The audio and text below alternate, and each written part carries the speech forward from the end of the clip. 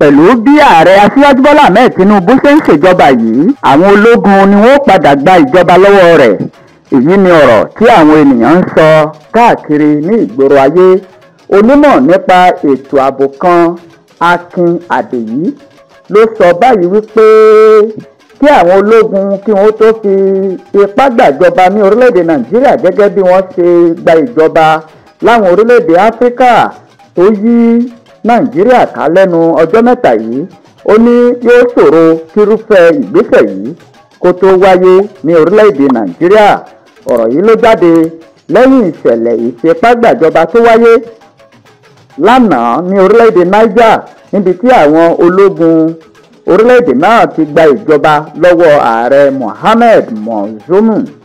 Adeyi, tó ti fi ìgbà kan jẹ́ òṣìṣẹ́ ilé-iṣẹ́ ọ̀tẹlẹ̀múyẹ́ ní orílẹ̀-èdè Nàìjíríà, sọ báyìí wípé irúfẹ́ ẹ̀yà tí púpọ̀ àwọn ológun ti wá ó ní ṣe àwọn àlàkalẹ̀ tí ìjọba ti ṣe sẹ́yìn, òun náà ní ṣe pẹ̀lú ìdojúkọ tó ti ṣẹlẹ̀ sẹ́yìn ní orílẹ̀-èdè Nàìjíríà. Ó ní ṣe tó sì kó ipa púpọ̀ kó tó di wípé wọ́n gba ìjọba. Gẹ́gẹ́ bí ohun tó sọ, àwọn tó sọ wípé ó yẹ kí àwọn ológun gba ìjọba lọ́wọ́ ààrẹ Aṣíwájú Bọ́lá Ahmed Tinubu, Adeyi ní wọn ò mọ nǹkan tí wọ́n ń sọ ni, nítorí pé ìbẹ̀rẹ̀ ogun làárí, kò sí ènìyàn tó lè mọ nǹkan tí ó parí ogun. Adeyi tẹ̀síwájú wípé lóòótọ́ ni ìbọn wà lọ́wọ́ wọn, ṣùgbọ́n tí ẹ bá wo ọ̀pọ̀lọpọ̀ wọn gan tí wọ́n wà lókè nínú iṣẹ́ ológun báyìí, olóṣèlú ni púpọ̀ wọn. Nítorí náà yóò ṣòro fún àwọn ológun láti gba ìjọba lọ́wọ́ ààrẹ Aṣíwájú Bọ́lá Ahmed Tinubu, àti wípé ẹ̀yà ṣe pàtàkì ní Nàìjíríà.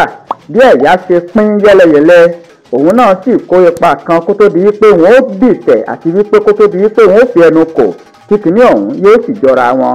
Ẹ̀yà tó wà nínú iṣẹ́ ológun ní Inji Nàìjíríà báyìí yóò sì ṣòro púpọ̀ láti gba ìjọba, nítorí bí àwọn kan bá ṣe ń sọ wípé ó yẹ kí á gbàjọba, bẹ́ẹ̀ ni àwọn kan wọ́n máa takò, àti wípé àwọn ìṣòro ètò ààbò abẹ́lé tí àwọn ọmọ orílẹ̀-èdè Nàìjíríà ń dojúkọ látọwọ́ àwọn ẹlẹ́ṣọ́ ààbò ó lágbára lọ́wọ́ yìí. Gẹ́gẹ́ bí ohun tí Adeyi sọ, bí àwọn kan ṣe wà ní Borno tí wọ́n ń dojúkọ Boko Haram, làwọn kan wà ní Kaduna tí wọ́n ń dojúkọ àwọn jàǹdùkú. Ó ní ológun tí kò bá níṣẹ́ lọ́wọ́ ló máa ń ronú ìdìtẹ̀gbàjọba.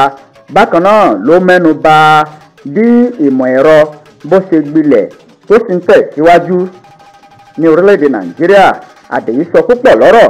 Ó ní òṣìṣẹ́ DSS tẹ́lẹ̀ ni òun sì mọ nǹkan tí òun wí nípa nǹkan yìí, ṣùgbọ́n ọ̀rọ̀ yìí ni àwọn ènìyàn ń sọ káàkiri ìgboro ayé wípé ó ṣeé ṣe kí àwọn ológun kí wọ́n gba ìjọba lọ́wọ́ ààrẹ Aṣíwájú Bọ́lá Ahmed Tinubu.